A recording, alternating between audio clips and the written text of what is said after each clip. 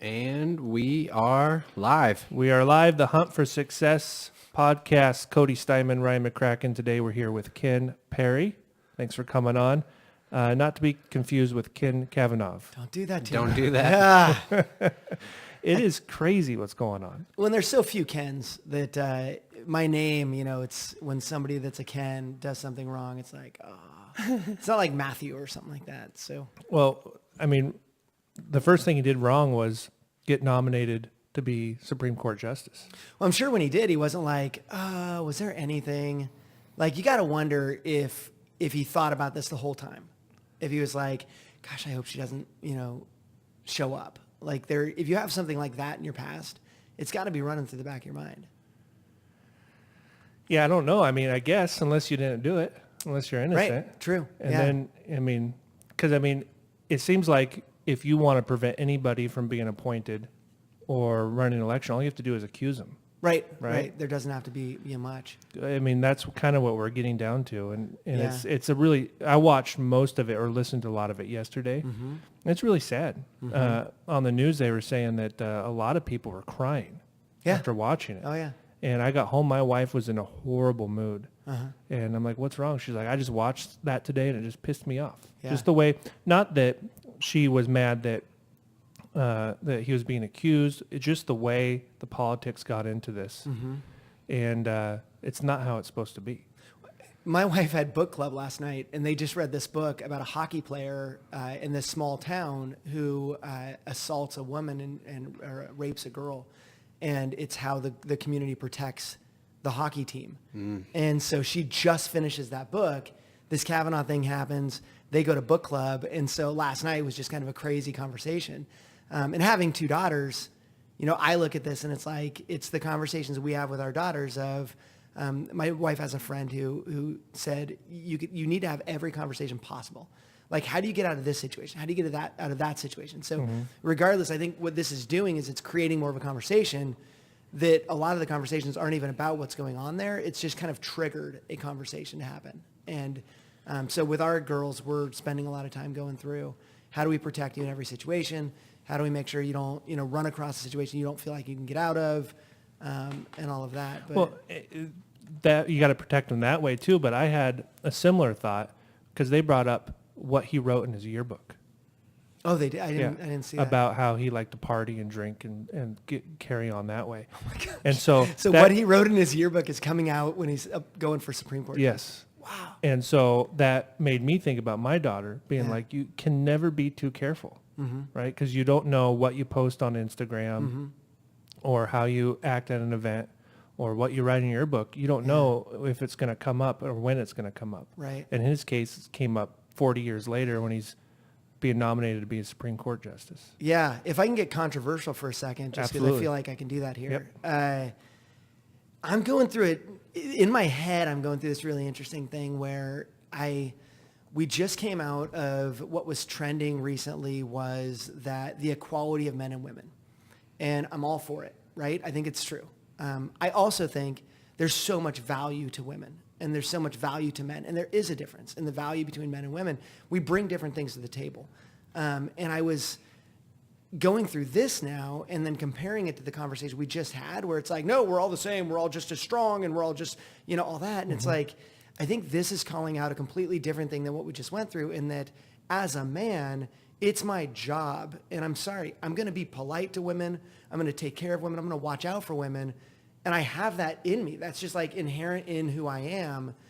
And it's not a question of whether they're equal to men. It's a question of, how do we treat women? And for guys, that we just have to do that. Like, we have to always watch out for them. I've been for 15 years, I've been a member of the National Association of Professional Mortgage Women. And people are like, oh, you're part of the Women's Association. And I always go, it's not an association made up of women. It's for women. It's, watching out for women, promoting women in the mortgage industry, promoting education for women in the mortgage industry. It supports women, and that's why I'm passionate about it. And so I'm never gonna go, they don't need to be taken care of. Okay, maybe they can handle themselves, totally, but I'm still gonna watch out for them. And so I'm kind of in that place where I hope it's okay to say, as a guy, watch out for the women. Yeah, absolutely. Watch out. I mean, yes, it's good to focus on one gender. Like, for example, Orvis has a big campaign right now. I don't know if you like to fish at all. I have done it. Yeah. So Orvis is a big outdoors fishing, kind of a high-end boutique company. And they ran an ad, and you can look it up on YouTube if you just type in Orvis movement for women. Can you Google it and just find the name of their movement? And it's to promote more women getting into fly fishing. Mm-hmm. And they, when they're on this YouTube video, they're playing a recording of somebody that called in saying that he's boycotting Orvis because of this movement. That that company was built on men fly fishing, right? Wow. And I thought it was really ballsy that they're playing this recording Yeah. of somebody boycotting their company Yeah. on their advertisement. Right. And I can see both sides. I've been involved with Pheasants Forever and some other hunting or conservation organizations, and we've run programs for youth. We've run programs for women. But our main goal is to promote upland bird hunting and conservation for everybody, right? Not one specific. Because I think everybody should be into fly fishing if Right. that's what they want to do, and everybody should have access. Yeah. But it's interesting seeing some companies get on this bandwagon, this Me Too bandwagon, where they're almost using that to promote their company. Right. So Right. it's interesting times. I like walking around town and opening the door for women. I can't help Yes. it, just like you, because that's Yeah. just, I just like to be polite to everybody. And that's almost offensive now. Sometimes I get thank yous, Yeah. and sometimes I get dirty looks. It's crazy. It's polite. It's, I think about even down to how we eat dinner. We've just changed in culture so much where it's like people, if you watch Leave It to Beaver, that was my favorite show. I was called the Beaver in school. My parents had a beaver, a cleaver car, and so I got that nickname. But I used to love watching Leave It to Beaver. They actually showed up to dinner. They dressed up for dinner. They said polite things to each other. They called Mr. and Mrs. for the people that were over at dinner. Like, we just used to be a little bit different where now like everything's in question. And I think some of the things we're tossing out of just being polite and opening doors, that's just being a good person. And but that offends. And you've heard you can't please all the people all the time. And that used to be just a statement that was like, okay, well, there's a statement, right? But now it's like, you can't please all the people all the time, and the one you offend is going to light you on fire. Yeah, and they're people going to will Yelp follow. review you. They are, Yeah. and they're going to hit you on Facebook. They're going to be the come loudest. up yeah. And we're almost in a rage all the time, and social media has just done that. It's made the complaining be what people pay attention to. At every level, all the way to this Kavanaugh thing, all the way down to opening the door, right? Right. So I was raised to be polite and to mind your own business, and I think those are two really good rules to live by. Yeah. And so, I mean, if somebody wants to have an opinion or live their life a certain way or be called a certain thing, it's none of my business. And I'm going to be polite to them no matter what. But at the same time, I hope that people mind their own business with me. If I like to hunt or I like to do podcasting or whatever I like to do, that's America. Right. Right? That's Right. the best version of us. That's the beauty of where we live, is we get to do things like that. Yeah. Yep. And we have a very controversial guest coming on our next episode that went through this, kind of what we're talking about on an extreme level, where he owned a fur store in Portland. If In you're- Portland, you yes, owned a fur store? Yes, for That's risky. since 1890. Wow. It was a third or fourth generation, and it was all over the news 5 or 6 years ago. And he got pretty much kicked out of and had to shut down his business. Wow. And now he's starting a different type of nonprofit. But it'll be really interesting to see someone that's gone through the extreme through that. So. Yeah. So thinking about this podcast, I thought a lot about the gold rush, right? And how the people that made the most money during the gold rush were the people selling the picks and axes. Mm-hmm. Is that kind of how you feel with your company? Are you the pick and axes of the mortgage industry? I wish, man. I wish it was easy. What we do is really interesting because we go in waves like anybody else, like the rest of the industry. And so, yeah, we provide a lot of the training, a lot of the education that people need to be successful. But we're also heavy in the compliance world. And so for us, when people care about compliance, we do really well. And when people don't care about compliance, it's tougher. You know, right now there's a lot of layoffs. When the market goes through really tough times, they look at their training team, they look at their compliance team, and normally they'll just kind of start punting on a lot of the positions that make them do things right. And so, yeah. In your compliance, you're referring to strictly the mortgage industry. In the mortgage industry, yeah. Listening, yep. Yeah. And normally when people hear compliance, they start to turn their brain off and glaze over. Some people probably already skip to see Yeah. if there's more in the podcast they want to listen to. Yeah. But I would say compliance is one of the biggest parts of the mortgage industry, especially coming from the crash, where Yeah. if you're not tuned in with compliance, you are exposed. Right. And it's interesting, just talking with people in our industry, you can tell the people that are very conscious about compliance and the ones where the compliance is just kind of an HR thing that we have to do to operate. Right.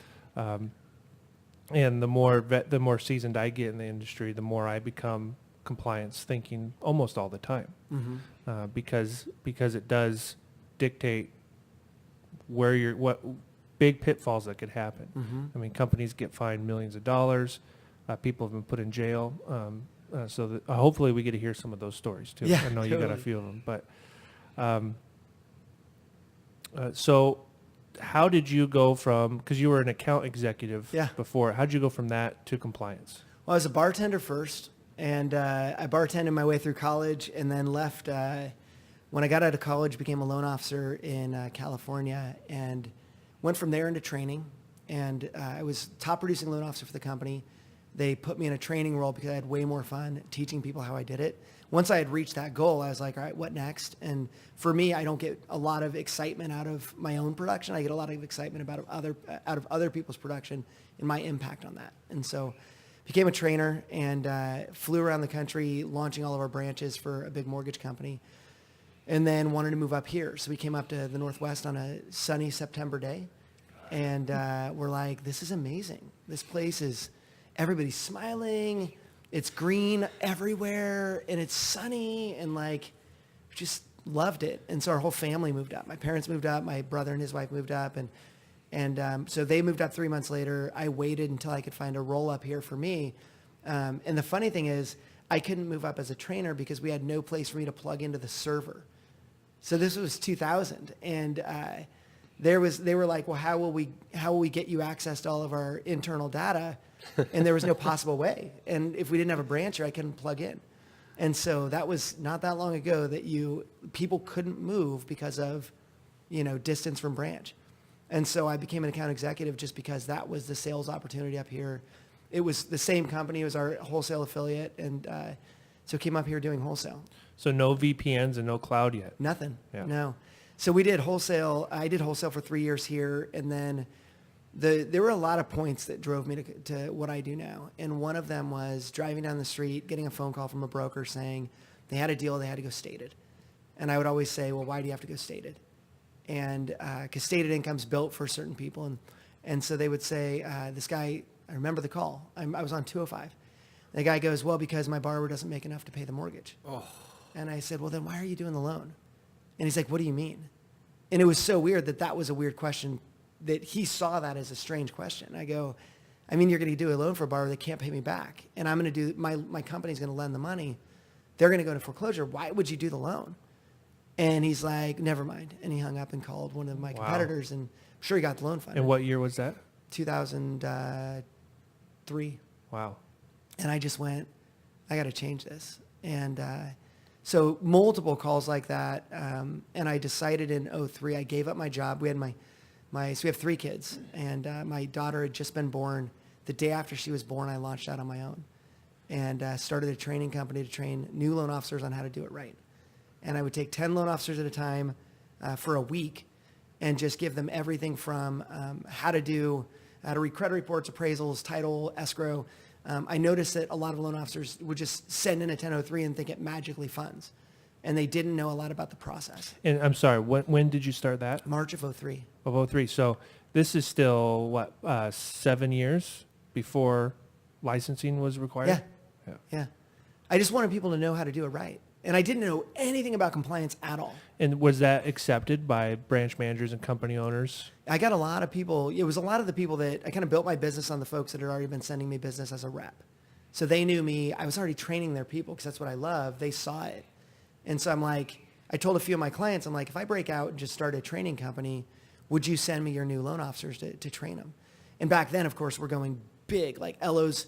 Everybody was quitting Home Depot and coming into the mortgage industry to be loan officers. And I was like, let's get them trained up right. And I'm a big family guy, and I always think about how things affect people's families. And I saw so many loan officers get in, they didn't know what they were doing, had no tools to be successful, and their family suffered because they gave up a great job.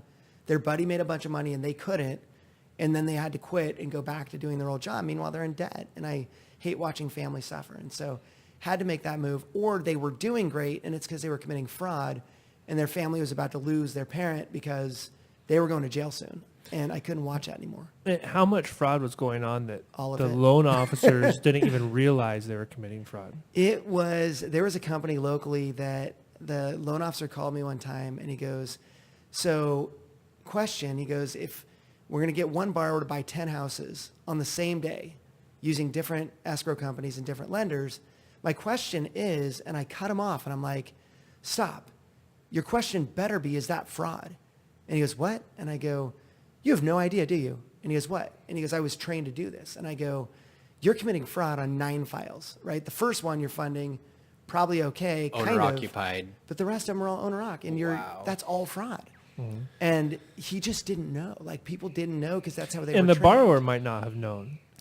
Or do you think? Do you think the borrower knew? I think borrowers know. And they find some uneducated new green loan officer that'll do it? I think everybody's involved. I think there's plausible deniability that they think, that they can get away with. Like, well, my loan officer said it was okay. Well, if you're borrowing on 10 houses and signing owner-occupied, you probably knew what you were doing. Well, and not only that, but most likely the 10 different lenders didn't know that there were 9 other transactions happening at the same time, so they weren't taking into account that debt, right? That's almost the biggest reason. But that was how they played the game. Yeah. Like, that was just part of the big game everybody was playing. Yeah. That's called shotgunning. Is that what it's called? There's a name for it? I didn't know that. Yeah, thanks to my latest compliance test I just took. Yeah, we just took some compliance tests this week. Nice. Doing multiple loans at the same time and not disclosing it to all lenders. Yeah. It's called shotgunning. There you go. Not to be confused with cracking open a beer. Yeah. Yeah, that's a different. That's a. Yeah. Or when we took the test, because I think there's courses that we have to do just to be compliant within our company. When I took the test, it said, what's the definition of, or which of the following is an example of shotgunning? And it was multiple loans with multiple lenders, or B was obtaining a Shotgun. mortgage Oh. with the use of firearms. Oh my gosh, that's awesome! I was Wow. like, why would you even put that on there? Yeah. So it made it really easy to know which one was right. But It's hard. We do those. We create the training that people use as their annual training and deliver monthly. And it's so funny coming up with questions for those and coming up with fake answers. It's harder than you think. Like, how do we make something that looks like it might be right, but isn't going to fool them into thinking that, because if two are too close to each other, you're going to have people get it wrong and go, but it's this, it's also that. And so that's not easy to do. yeah, the more obvious you can make them to make the compliance training go faster, we'd all appreciate that. Right. Okay. Well, and we don't, it's funny, we compete, in our world, we compete against people that have been doing it the same way forever. And we don't believe in giving people a bunch of words, having them pass a test, and the next year giving them the same words. At some point, you're doing something to check a box. Well, and talk about that a little bit, because for those of you who aren't familiar with our industry, how many hours are required for continuing education for a licensed loan officer? So the base level is 8 for federal, and then every state, there's a lot of states that have added their own hours to it. So Oregon and Washington, I'm up to 10 hours total, right? You have 2 for Oregon, 1 for Washington, and you can sneak your 1 Washington into the 7-hour federal to make it a federal 8 plus 2 for Oregon. Okay, so 10 hours a year Yep. I have to do continuing education. Mm-hmm. I have options of doing it in person or an online Yep. course. What you just showed us, it looks like you're almost doing a podcast version Yeah. of it. Talk about that. I thought that was pretty For interesting. online, for live, it's a blast. Like we do 8 hours live. For online, we're always trying to get better. Like trying to figure out how do we make the experience so good that I would want to watch it. And we always say we want to make compliance videos that people want to binge watch. And we do. I mean, we do a pretty good job with it. Well, you did the Sons of Compliance. versus Sons of Anarchy. We dressed Oh, yeah, everybody that was up, good. rolled in smart cars, and because that's what I want to watch. Like, I don't want to be bored. You have to make compliance, you have to deliver compliance in a way where people enjoy watching it and learning, so that otherwise they're just going to unplug and go do things wrong. You can't feed them the same garbage and expect them to change their behavior. So with us, for our state hours, we've done Talking Head for a while, and just delivering it in a way that would be like a live environment, but it's me talking, or it's Nathan Nottingham from our company talking. This year we've switched it up where we're doing it more podcast style, and we're just having discussions around it. So I can sit here and read you what happens in, like this morning we shot North Carolina law. So I can read you the North Carolina law, and you can hate me, and you can hate your compliance officer for assigning it to you, and you can be like, F compliance, I hate this stuff. Or we can talk about licensing, the way that they've started busting people in North Carolina, and have a conversation about, why do you think this happened? Like, what do you think, what were they thinking in this process? Why does the state even care about this stuff? And we've got so many stories, right? Telling stories is the best way to deliver information. And so we're breaking stories out and just having a conversation. So you're watching a conversation for an hour versus spending an hour reading the same crap that you read 2 years ago or a year ago.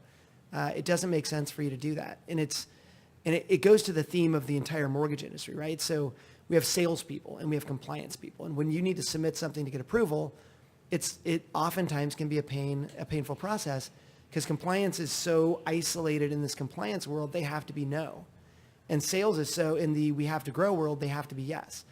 And so you have this fight between compliance and sales. And I don't think it has to be that way. I think if we all open our ears and go, what is it we really want? Compliance just doesn't want salespeople to do things that are going to get the company in trouble. Sales just doesn't want compliance saying no to every freaking thing they submit. Let me give you a great example. The disclosures change, right? We get the loan estimate. And the CFPB, when they rolled it out, said, you can give out any description, you can give out any document that would explain the fees and the rates and all that stuff. You can give them a separate document. You just have to say, this is not a loan estimate. You need to ask for a loan estimate if you want one. They said that, right? They said, be creative, like do whatever you want. CFPB said that. And what did we do? Like the whole industry uses this closing cost worksheet it's a bunch of numbers and it doesn't explain it. You've got people like Dave Savage, Rockin' Mortgage Coach, that are giving you a way to do it in such a better way, but the industry doesn't. Compliance never sits down with marketing and goes, how can we do this in a way that would make us look awesome while still being, within the law? Compliant. It would be so great if we just did more of that. Yeah, for sure. You just don't see it. No. And again, it's the pickaxes, right? Like Dave Savage with Mortgage Coach. Right. For me, if my compliance department came out and said, sorry, we don't think this mortgage coach is compliant, you're not allowed to use it at our company anymore, I would leave that company. Right. Right? Because Yeah. that's the most valuable tool I have, because clients go cross-eyed when you show them a loan estimate.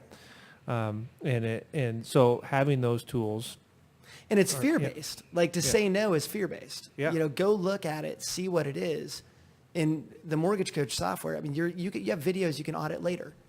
You have no conversations that you can audit later in the mortgage world. And the conversations is, as a loan officer, is where you find people that are skirting, either knowing or not knowing, skirting the rules. Yep. Especially in occupancy, which seems to be the number one type of mortgage fraud, and commonly committed without intent. So when I'm having those conversations using that mortgage coach tool, that's when I discover, and I just discovered one recently that we ended up passing on. That was kind of skirting those guidelines a little bit. Do you mastermind with similar companies in different industries? Because my wife, we talked a little bit about senior health care. That's the industry my wife's in. Yeah. And compliance, they say that the two most regulated industries are healthcare and mortgages. And so my wife's in healthcare and I'm in mortgages. So do you mastermind with those companies? Are there companies similar to yours in like healthcare industries or other financial sectors? We do not find anything like what we do anywhere. And typically because your compliance folks have been compliance folks for a long time, the people that hired them were compliance folks, it's pretty tough to find what we've done is pretty tough to recreate because you've got to have somebody, you've got to have this sense of humor and this delivery that's fun with the brain that loves compliance, and you normally don't see that in other areas. And we do go, we've been down to DevLearn, which is a really good education conference. It's a technology education conference. So you get to see how people are doing. The Hampton Inn was down there one time, and I stay there every now and again. I like the Hampton. It's a super comfy place to stay. But they started getting better when they changed their software because they, and this is one of the breakout sessions I went to that just blew me away. They weren't getting feedback from their franchises. So the franchise ran separate from the hub, and they were saying they were having trouble getting people to be on the same page. So they launched a software that allows people to speak into the company through the software. It's very similar to what we've launched with the Knowledge Coop. And so that everybody gets a voice. And what they found was there were things that people were going through that everybody was going through, but nobody was calling it out nationally. And so there's these frustrations. It's like once they got everybody in a giant forum, wiki style, they could be like, look, this is what we're running into. And they were able to change a lot of the way they ran their business based on the feedback they received. So there's some of that we go kind of mastermind with and we learn from because some companies have figured out a way to use technology better. And that's where we've gone with the Knowledge Coop is we've launched a platform where people can give feedback to their company and get training the way that they actually like to see it delivered. And so we get tips from that.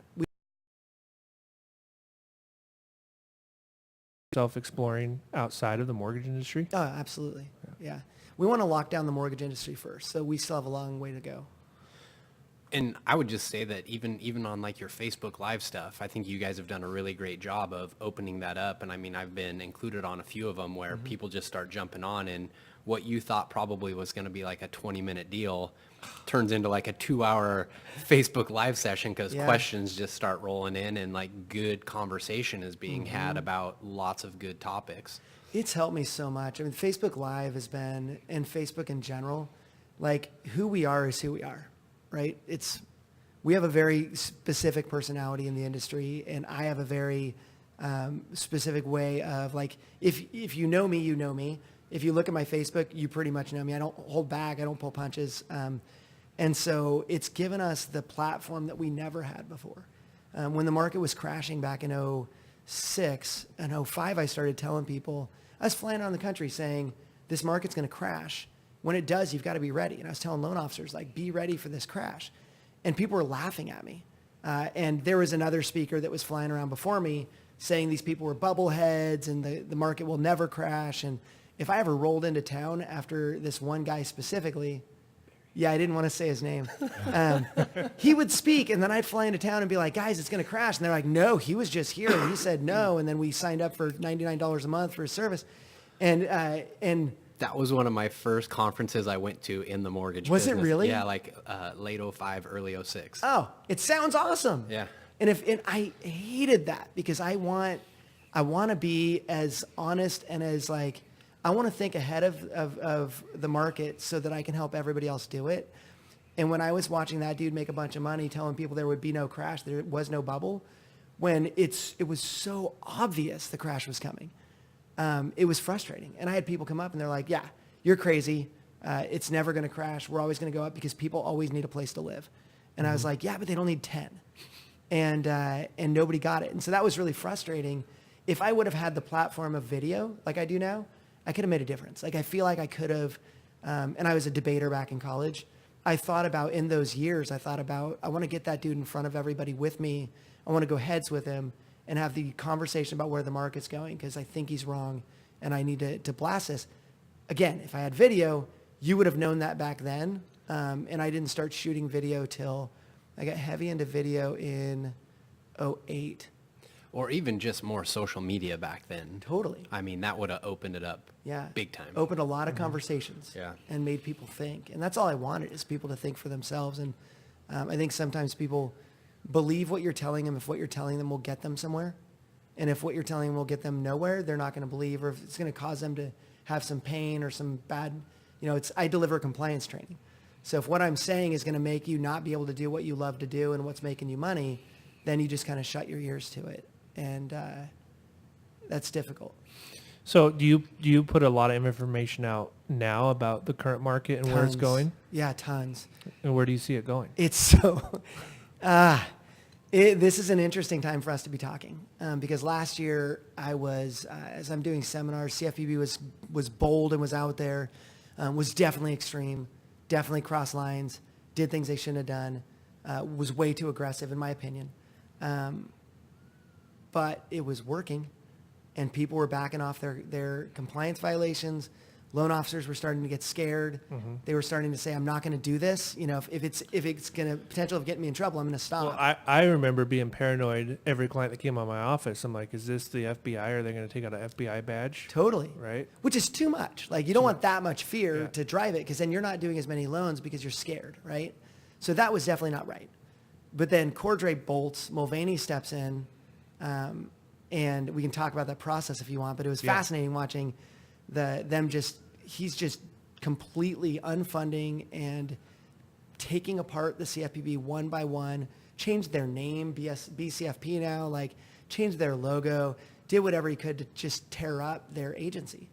And watching So slow down for the people that don't know what you're talking about. So the CFPB is the main regulator for our industry. Yeah. And they came on really hard, like you said. Yep. And then Trump gets elected. Mm-hmm. And then kind of recap that. So Trump gets elected. He only has so much power, right? And so he can't walk in. He didn't have the power to walk in and just boot Cordray, right? So he wants to deregulate. That's a big thing for him. He wants to take out a lot of the rules that have been in place, but he can't get rid of Cordray. And so Congress starts looking at ways they could get rid of Cordray because we've got a Congress that's not a fan of the CFPB. Last Congress loved him. And so they're working on it, right? So he ends up leaving, puts his deputy director in place to lead when he leaves. Dodd-Frank allows for that. So the Dodd-Frank, act that passed in there, if the director leaves, the next person in charge steps up, right? Except that there's another law called the Vacancies Act. And the Vacancies Act allows President Trump to assign an interim director to any of the agencies where the director is left.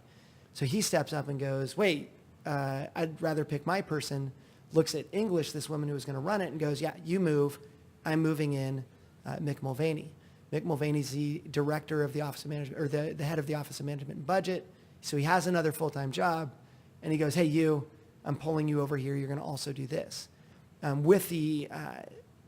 People don't always understand that when you get a new administration, whatever they can do, they will.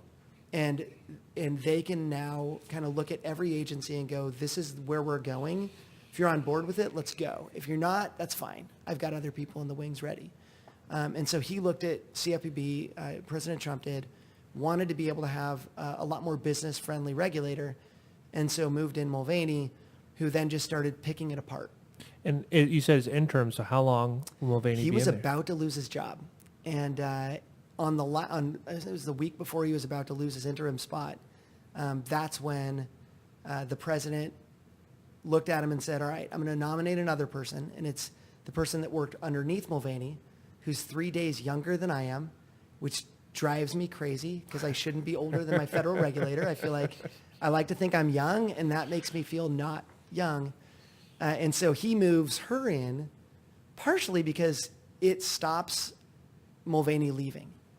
So while the Senate is discussing her and whether they'll confirm her, Mulvaney gets to keep going.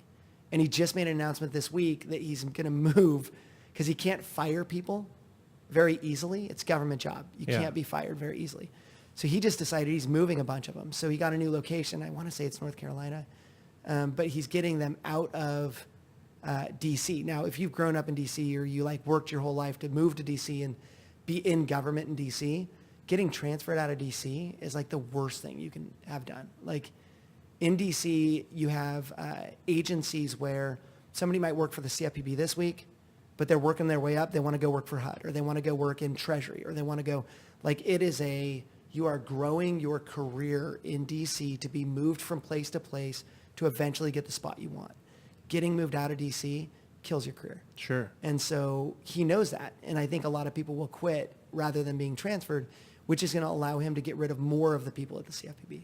And then bring in more like-minded people. Or not bring in anybody at all. Yeah. Their goal is that they have no power. So, which is so weird. Yeah, that is weird. What do you think about that? It drives me insane. Do you think it would be good to have no CFPB? No. Yeah. And I'm already seeing it. I'm talking to, so first of all, a lot of my friends who are compliance officers are getting laid off because the response to this from the industry is cool. Like nobody's watching. And then I'm seeing, the first thing I saw was new loan originator compensation plans where they're very restricted on how you can pay a loan officer. And a lot of companies are now changing their standards. So can I stop you there? Yeah.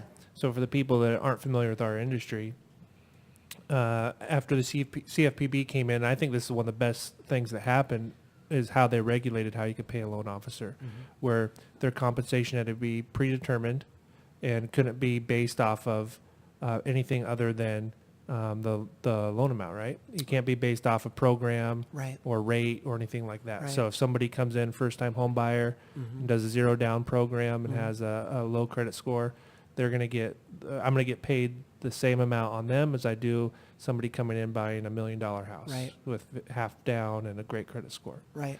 So no matter what the program or rate, the loan officer's compensation isn't going to change, which is going to prevent them from steering somebody into a program that pays them more that might not be a good benefit for them. Or a rate, or a higher rate. Or a higher rate. And you've got to, I always look at the why, right? I'm an algebra guy, not a geometry person. I don't want to memorize a theorem and then just apply it. I want to be able to solve for X, right?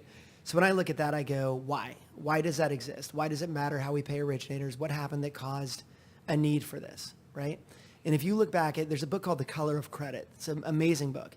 It's almost like a math book because it's so, they take all these studies and these formulas and it proves the difference in the United States to this day in the pricing for African-American borrowers, Hispanic borrowers, white borrowers, Asian borrowers. There is a difference in price. And it goes white, Asian, and then Hispanic and African-American borrowers, same credit score, same everything. It's just the fact that you're not white, you're getting a higher rate or a higher fee. And every study that's ever been done in the United States under the old comp plans proves that. That we give more discounts to white people, we give more concessions to white people, even in loan programs, they get more exceptions than everybody else. Same. Everything's the same. Those are national statistics. Across the United States, they've seen it. And so you look at that, and that was one of the big parts of it, is not just protecting people from being gouged. It was also hurting people who are non-white. Until we figure that out in America and start treating each other equally, there have to be laws that will regulate what people do. And I could read you guys cases where, I mean, they're horrible. Conversations that were recorded behind closed doors that people recorded that are racial slurs in these companies that do mortgage loans. I mean, it's horrific. And so it has to be controlled a little bit. And when you start giving people the ability to negotiate down on some people, up on others, that's going to be the result. So these are people, these cases you're talking about, these are people that have been found guilty for mortgage fraud? Or settled cases. Yeah. Nobody's ever found guilty. Yeah. In mortgage fraud, they're found guilty, but in cases of like discrimination, you have the CFPB or whoever is the investigator will come after them. They'll say, we didn't do it. They'll say, yes, you did. Here's all the evidence. Here's the recording. Yeah. What do you want us to pay you to go away? And then they settle. So if I'm a home buyer and I go into an appointment and I leave that appointment and the loan officer is like, I'm going to take this honky for everything he's worth. Yeah. What would happen to that person if they were caught? So it normally would be the company that would be hit. With fair lending laws, it normally goes back to the company. So that person wouldn't be held liable other than probably losing their job. I would hope losing their job. I don't know that I'm confident in saying that they would lose their job. Wow. So having loan officers is a huge liability for a company because they're the ones that are responsible, not the loan officers, if they are racist or. Well, in a lot of cases, it's CEO liability. There was one case where the CEO was hit with a fine. It was the first one, and I got calls after that with people with CEOs saying, "Hey, is there something I should be concerned about? Like, what should I be looking at?" When it's the company, it's one thing. When it's the CEO, it's different. Look at the Wells Fargo case. I mean, I was in the room in the Senate building when when John Stumpf was testifying before Congress. By the way, never make Elizabeth mad. Elizabeth Warren. She ripped him a new one, and being in the room for it was like Pocahontas. Oh my gosh, it was insane. But yeah, I've been in the room for that. And when you start seeing a CEO have to testify, and then eventually leave. Of course, he got a pretty good golden parachute when he left. But when you start seeing CEO liability, that's really it's the biggest thing you can do to change a company is hit the CEO with things. As the owner of my company, I understand that, and it makes me think I can't do anything that will cause my company pain and that will cause me pain as well. It just changes the way your perspective. Well, being in the loan officer position, I can just hearing you explain it, I can really see the value of putting out good compliance, right? Yeah. Because it is so important for our company to have us go through the compliance, not just go through it, but go through it and take away something. Right. What is redlining? What is shotgunning? What are these things? Just to have that refresher. Would you agree, Ryan? That's good once a quarter just to have. Every time I do it, I am trying to get through it quickly because I have a million other things to do, and I have to knock out this hour class. It's an hour? Well, it varies. Normally, the ones that are required just for the company are an hour apiece, and we'll have a handful of them each quarter. This last round, we had 2. Yeah, not including like our yearly renewal that we have to do. Oh, yeah. Which The CEO. I've taken the Knowledge Coop's courses since 2011 or 12. So kind of earlier days of your company. You guys are putting out way more content now. Yeah. Obviously way more online stuff, whereas like before it was like just you come into the room. Yep. But I've found it personally, I think there was one year where couldn't make it on the day for the live class, took pro schools or something. Yeah. And it was like it was supposed to be like 10 hours and it took me like 14 hours to get through it. It was torturous. And it made me hate it even more. So I was going forward, I'm like the day class all day long. Yeah. So It's our job as educators to deliver in a way that you don't hate it. Like what some companies will do is what you just saw is they'll make something that's like, hey, check a box, we're good. And I don't understand that concept. Like I'm in this to change lives. Like that's literally what I do is to change lives. Well, and just to back up a little bit, so when a company has compliance courses that aren't required by for your license, the main reason they're doing that is so that they can hold the loan officer accountable if they do end up in a situation, right, where the loan officer can't say, well, you didn't tell me that I couldn't do that. Is that am I accurate? Yeah. It's so that they can, if you do something wrong, it's now they have proof they told you. I would argue if they're delivering training that's weak, or that is not is super boring and nobody's listening, I would argue they're not. Then all they're doing it for is so they can pin it back on you. What we always do, we just got a major lender just came to us and we're doing some training for them.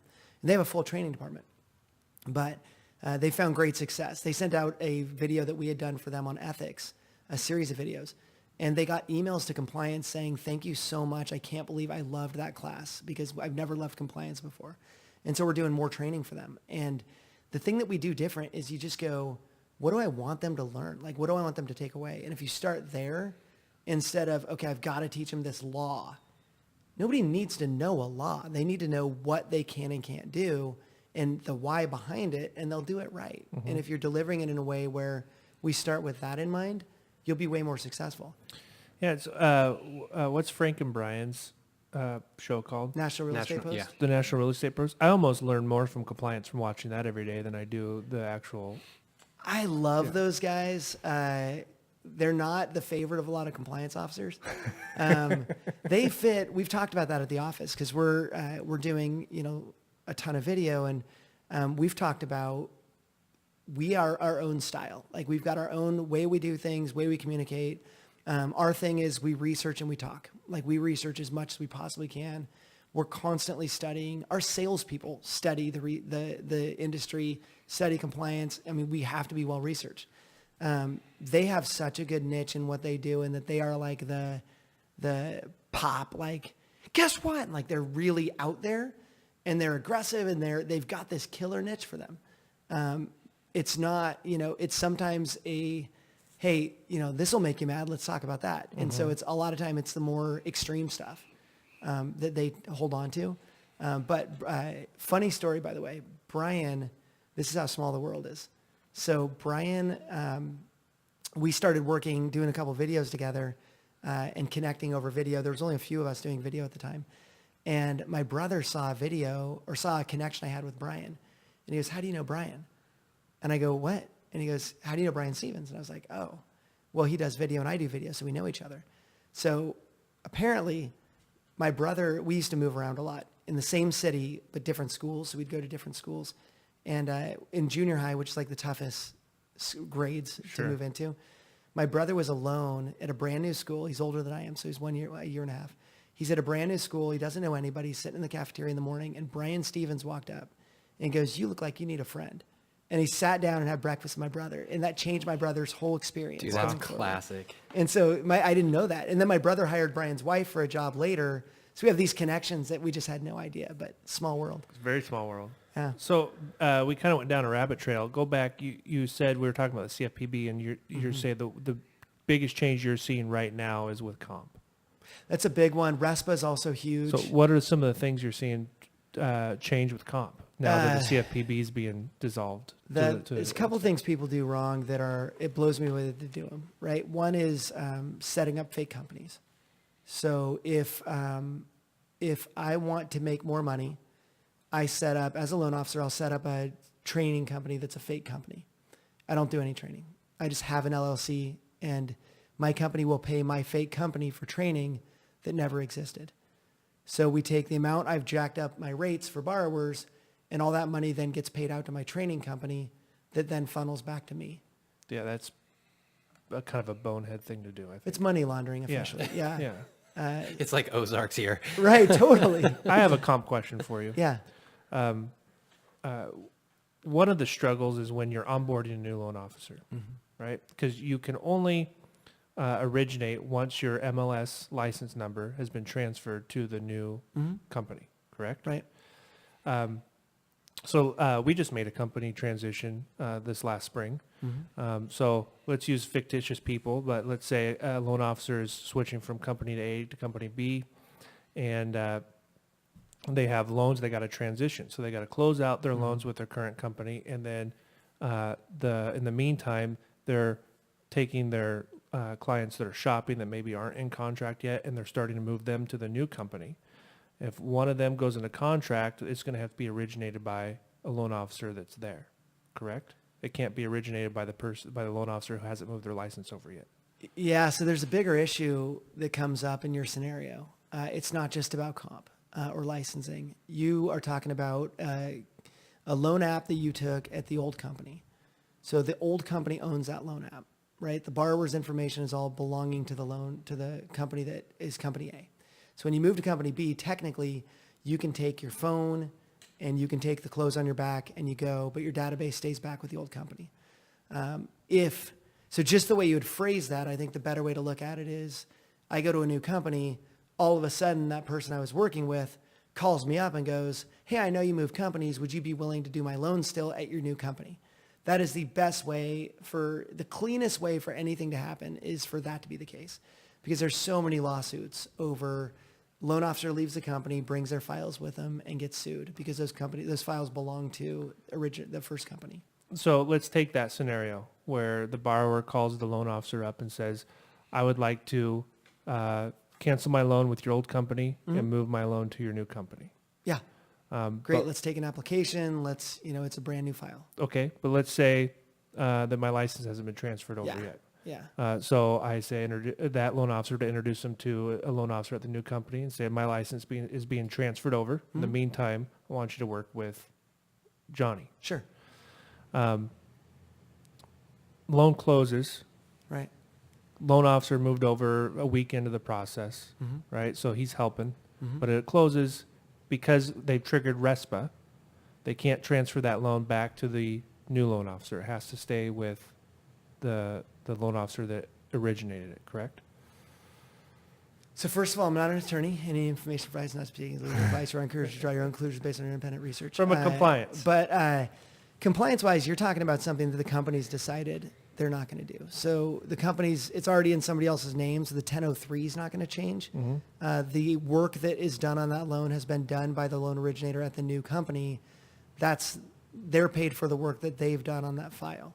So if you roll over to the new company and it's like a day from closing, I would wonder what you had done that was legal in negotiating rate, negotiating fee. Like, you're paid to do that, right? You're paid as an originator to negotiate rate and fee, place the loans, and multiple other things. But what would be the thing that triggers you getting paid? And I think a company can write their own policy that says X percent of work, gets X percent of the funds. But on an LO comp plan, it's not easy to do that. It's more like they take that. Now, if it's a day or two, you say, yeah, call so-and-so, they'll take your application. Well, we're a day or two into it. The work hasn't been done. Rate has been quoted. Application has been taken. You step in and take it from there. I think there's an argument that you can pay the new loan originator. So it sounds like there's a lot of interpretation. Totally. Yeah. Yeah. And I can tell you that's really frustrating. I know. To I have know. the CFPB, this huge organization, this huge regulator come in and totally disrupt everything for the right reasons, but then to leave things up to interpretation, right? Well, but they have to, because it's funny because people say, I can't believe you made it so strict that it has to be this and this and this. And so then when they make it more vague, I can't believe you made it so vague that we don't know what we're going to get, in trouble for. Because So I don't there's want I don't want to fall on the wrong side of the interpretation. Totally. And there's an answer for that. And that's where I had been fairly negative about what happened with Mulvaney. What I do like is the focus is going to be more on communicating with the industry so that you know what you can and can't do. Because if a rule is going to be intentionally vague, what Cordray's concept is, yeah, it's vague. We'll tell you about it when we bust you, right? I don't like that. I don't think it's a good model.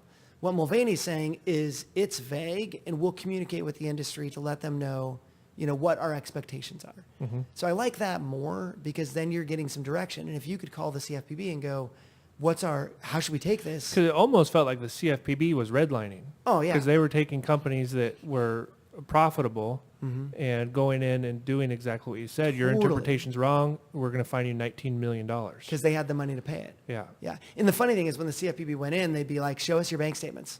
Okay, we'll take that. Like, they were doing these, it's so weird how they'd be like, for you, it's going to be $50 million, and for you, it's going to be $137,000. Like, I get that you can only take what's there, but still, it seems rogue. It seems like what they called it in the PHH case was, they said you're being a bully. The courts actually said Cordray's using bully behavior, which when you have a regulator that's a bully, nobody wants that. No. Like, take Oregon. Oregon's a great example. The regulator in Oregon, we love them. They're really good. They see their role as educating. If you do something intentionally wrong, you're getting busted. But if you're like, I don't know what to do, you could call them and go, I don't know what I'm doing.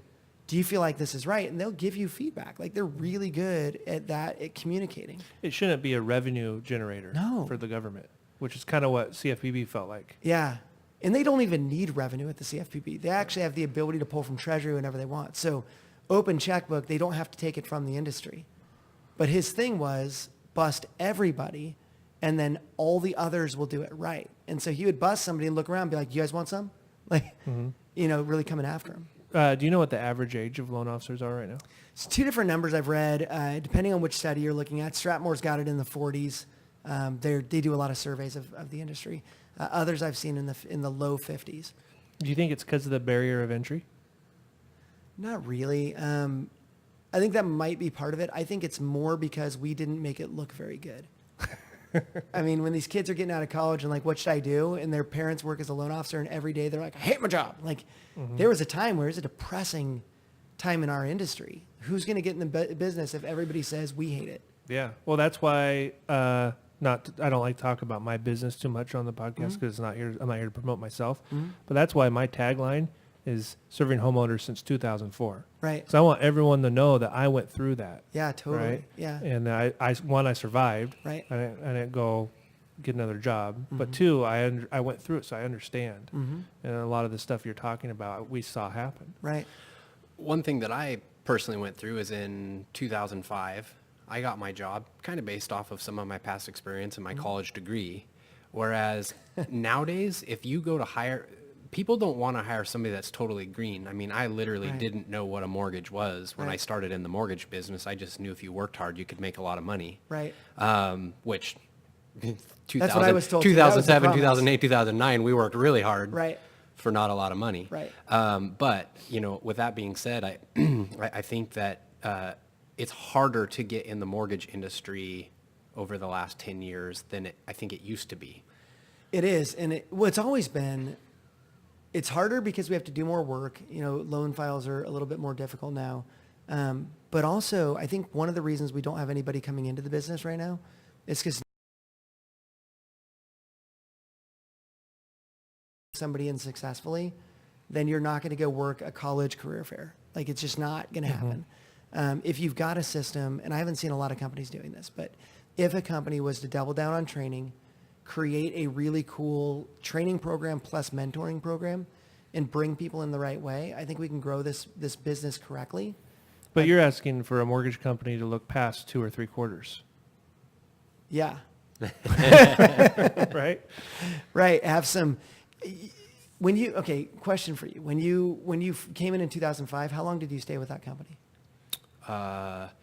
Even after they got bought out, it was close to 5 years. Yeah. I was super loyal. Right. For their bringing me on. They grew you. Yeah. Right. Yeah, and yeah. when you grow somebody, there's 2 ways you can grow your company right To now. a right? fault, You grow by the people, way. Totally. I stayed with them to a fault. Oh, okay. Yeah. Yeah. But they brought you up. So if you could either bring somebody up and train them to do things the way you believe is going to make them successful, or you can buy somebody, go get a top producing loan officer, overpay them, give them a crazy, bonus for coming on board, and then you can be upset when they leave you.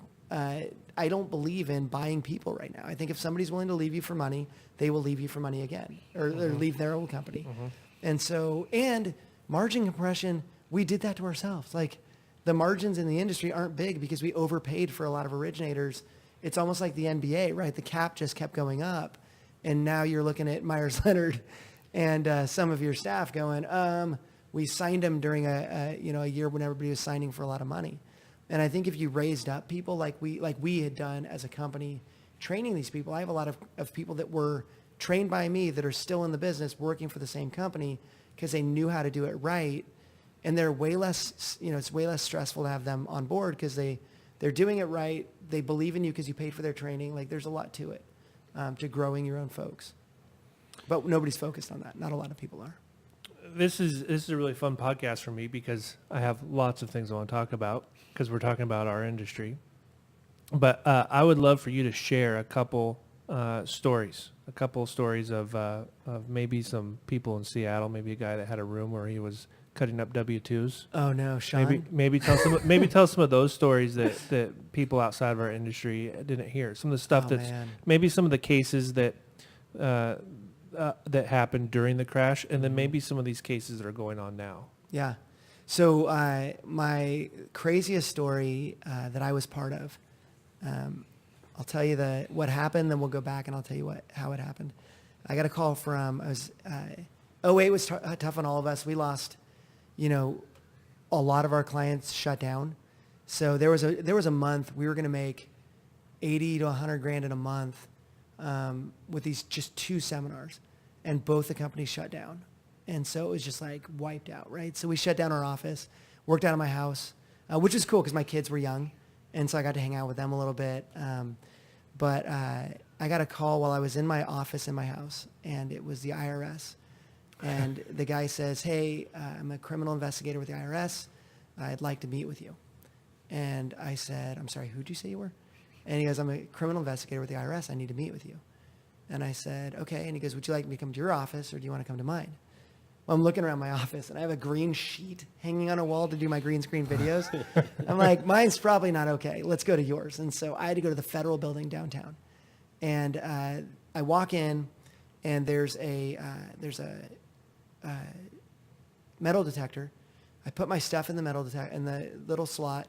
On the other side of the metal detector is an IRS criminal investigator, special agent, and a U.S. Postal investigator, which I always think Cliff Clavin. I'm not scared of my postal workers, but no, they investigate mail fraud. So people don't know that the postal inspector has a division that investigates anything that's fraud that goes through the mail. Wow. So he's on the other side. And that guy's last name's Wakamatsu. And he was the uncle of the coach of the Seattle Mariners. So these guys are standing on the other side of this metal detector. I'm scared to death at They this were waiting point. for you. And I don't know why. Yeah, they're waiting for me. And I have no idea why they want to talk to me. They just said, we need to talk to you. And so I go in, and we go behind walk down the hallway, beep, beep, beep, throw in the code, go through one door, go through another door, and I'm in an interrogation room. That is a table, 2 chairs on one side, one on the other, and a light hanging down in the middle. So are you just shitting your pants at this point? I am a little bit, yeah. I'm scared to death. Yeah. And I don't know why. I don't know that I've done anything wrong. I'm racking my brain to figure out what I've done wrong. And I don't know. I can't come up with something. Although I had worked for a subprime lender. So there's that. When I became a loan originator in 98, I had committed fraud on my first ever loan. It's a longer story, but I had no training, and I was told that we count bed and breakfast as owner occupied as long as there's no sign on the door. So I had that going through my head. And so I'm like, what else? It was like Goonies. Remember when he's like, and in 3rd grade, I brought this fake puke into the movie theater.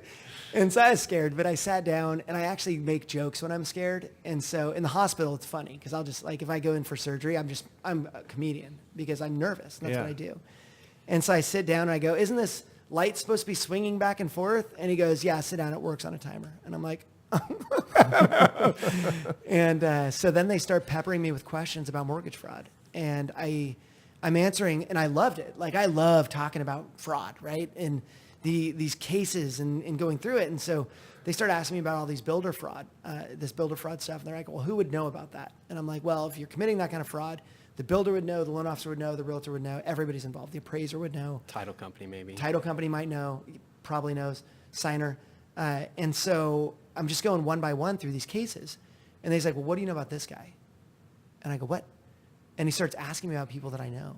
And I'm like, oh, dang. And there's a difference in that scenario between what you have heard So and what interesting you they know. didn't start with that. Yeah, I know, totally. They started by quizzing you. Brought me in. Yeah. Yeah.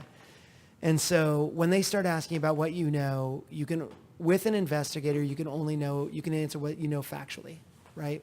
And I didn't have a lot of facts for them because I knew what I heard, but I'm not going to bust that out because it doesn't help them unless they have And you don't have any stories. representation with you. No. And so you're really thinking on the fly. Yeah. I can say this, I can't say that. Yeah, yeah. And I'm as honest as I can be. Like, I'm as honest is, right? I'm telling them, I don't know anything about that, and if I had heard something, along the way, I'm like, well, I think something you should probably look into. Maybe that's something you want to pay attention to, but I have no firsthand knowledge of any of this.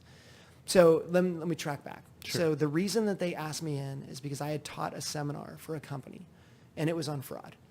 And they had then had multiple people that had committed fraud, and they were investigating these people. And so he wanted to know what I told him. Because he's like, what did you tell these people? And mainly it was that when an investigator is looking at you, if they can prove you knew that you were doing something wrong, the U.S. attorney will take that case. If it's vague on whether you knew it was even wrong, it's tougher to get a U.S. attorney to take that. So prosecuting attorney is going to go, and sadly it's partly political, right? I need wins. I want to eventually be in this role. I need wins. If I'm not going to get the win, I'm not going after it. And so I had delivered this training on fraud, and that was what they were honing in on. So get this. I'm in that training on fraud years prior. I'm in this training teaching them about a case. It was we had a builder that was giving away smart cars and in our area. And it's fine if a builder wants to give an incentive, but you have to tell the underwriter that they're getting something that's more than the house, right? They're getting new cabinets. That's all in the purchase and sale. If you put the smart car in the purchase and sale, rock and roll. You told the underwriter, we've got a smart car, right? If you don't, and you don't tell the underwriter, it could potentially be fraud, right? Fraud is knowingly concealing or misrepresenting a material fact in a transaction in order to encourage the granting of a loan. So if you tell the underwriter and they deny the loan, and so you don't tell them, that's fraud, right? So I had called the lender in that case and said, do you tell the underwriter? And the lender in that case was like, no. And I'm like, well, if you don't tell the underwriter, that could be fraud. And she goes, we definitely don't tell the underwriter. And so I told that story in this class, right? And I'm like, if anything's being given, the borrower's getting any money, you got to let the underwriter know. And so I go to the bathroom, and I'm standing in the bathroom, and next to me, a guy's washing his hands and doesn't know I'm there. He just walks in, washes his hands, and he goes, dude, I'm scared to death right now. I don't know what to do. And this other guy goes, dude, you're freaking out? And he's like, I'm freaking out. And he's like, well, nobody ever gets busted for this, man. Like, he's just here to scare us. They have to bring him here. He's got to scare us, but don't worry. Like, we're fine. I think we're going to be fine. Nobody ever gets busted for this. And I'm just standing there like, oh my gosh. To this day, if I'm standing in the bathroom and during a class and people walk in, I'm like, the instructor's right here. Like, I just don't want to like be in that situation. So anyway, I had walked out and so I had walked and continued teaching that. So turns out their company was doing a deal where they had borrowers, they would do a seminar and all these borrowers would show up and they're like, you could buy a house and get money back. And they had figured out a way where a builder, this is when you could order your own appraisal. The mortgage company would choose the appraiser. So the builder would have a $300,000 home here locally in Vancouver, Washington. And they would have a neighborhood they were building of $300,000 homes. They would get with the loan officer and they would work it out where the buyer would buy it for $400,000. The appraiser would appraise it for $400,000, but the builder only wants $300,000. So the builder would then pay $100,000 back in kickback to the borrower, some to the loan officer, and then they just close it at $400,000. And so they would go out and do these, they'd have meetings with people and be like, we could make you rich because you buy a house, I'll give you $100,000. When was the last time you got a check for $100,000? Like that's for doing nothing, right? For buying a house. And so a lot of buyers did it. And then the loan officers got greedy and they started being the buyers. So loan officers buying 5 or 6 houses. And that's $500,000 or $600,000. And they were doing it in a way where they would get a plumber who would agree to take a check and launder that and send the check back to the loan officer. So they would have on the HUD one, it would be, this plumbing bill would come up of like $100,000 for plumbing in a $400,000 house. And nobody stopped it, which means everybody knew, right? Yeah. And so they were basically just laundering all that money. So about 12 of them went to jail shortly after. So they started investigating. They used my case, my class. They were pretty much stealing from. Were they brokering it out? Oh yeah. Yeah. Yeah. So they were stealing from the lenders. And the lenders didn't catch it. I mean, try getting that through in 2018. Yeah. Where the lender's looking at everything and going, plumbing, no. Like they had busted. But back then it was like everybody would do whatever you want. And so yeah, they were doing it, and they ended up using my class. I got all these calls from loan officers like, what was the date of that class? What was the date of that class? And that's how I knew who was being investigated, because they would call me. Because if you stopped doing fraud after the class, you were a witness. If you didn't stop doing fraud, you were a defendant. And that's how they chose their winners and losers in that case. Wow. And so Sheridan was, you could have had a mortgage gang in Sheridan, federal, because there were so many people that went down for that case. And they went one by one. The guy that owned the company, they didn't even get him on that case. They got him on a different case because they had gotten through everybody, and then pinning him to it as the owner, they needed more, and they ended up getting him on a case of fraud against, I think it was Umpqua Bank. They had defrauded in a commercial transaction. Was that Lighthouse? I didn't want to use their name, but yeah, that was it. No, that's fine. I was just trying to like draw back in the memory. That was it. I just remember his Lamborghini he drove. He drove a killer Lambo, yeah. 10,000 square foot house, 15,000 square foot if you include the garage. And he had a lot of cool things. And he ended And up that turned doing- into eLife too, didn't it? It did. And so he's out of jail now. And but eLife ended up taking over. Funny story on that. The guy that took over Lighthouse and kind of drove them towards modifications, where they were able to do modification. They were selling mods to people, but they weren't actually doing the modifications, allegedly. And so people were paying $5,000 and getting nothing. And then they weren't reimbursing them when they said they would. If they couldn't get the mod to go through, they would reimburse you. They weren't.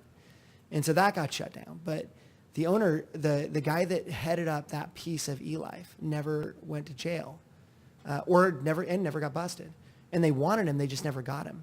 So fast forward 8 years, they just got him because he moved out of that and into solar, and had told all these people that he had this doctor had come up with this magical way of making solar energy come through faster and better, and like this whole like idea that was like a program that they had created, and all he needed was investors, and he got millions of dollars from investors, and it didn't exist. So I believe it was the SEC that just filed on him, and he will, I think they got him. So he's That's not good. guilty. I don't think he's been pled guilty or anything, so it's still an open case. When that was going on, I had friends that were going to those. I even went to one of the night classes that they put on. Yeah.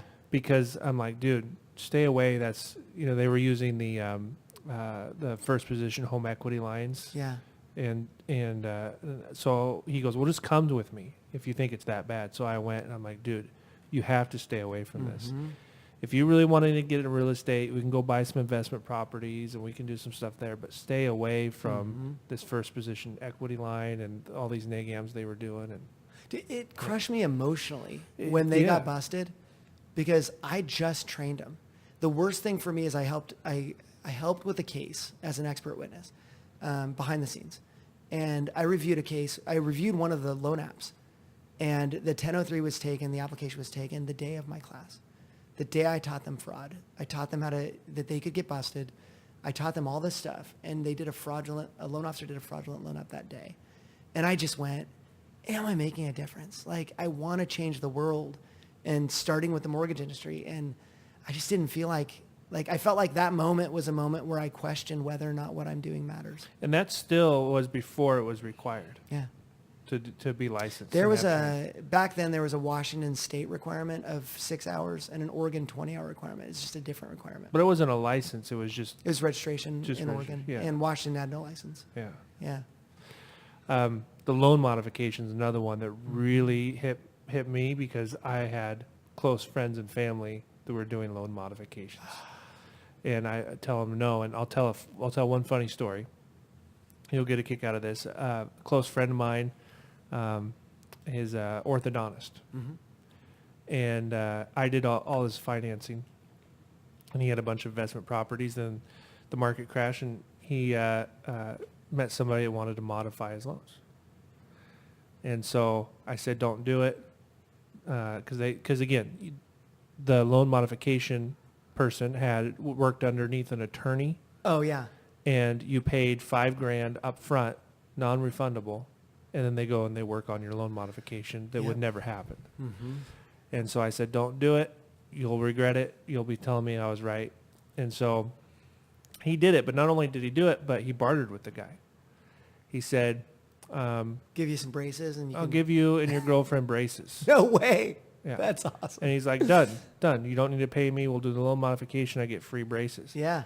So then we are in Vegas for a conference, not an industry conference, a fund conference. And his credit card gets declined. And he starts throwing a fit. The orthodontist? Yeah. Okay. Starts throwing a fit. And I said, did you do those loan modifications? He's like, yeah. I'm like, did they tell you to go 30 days late? And he's like, yeah. I'm like, your credit card got shut down because your credit score just dropped dramatically because you went over 30 days late on like 6 mortgages. Oh, my gosh. So they shut your credit card off.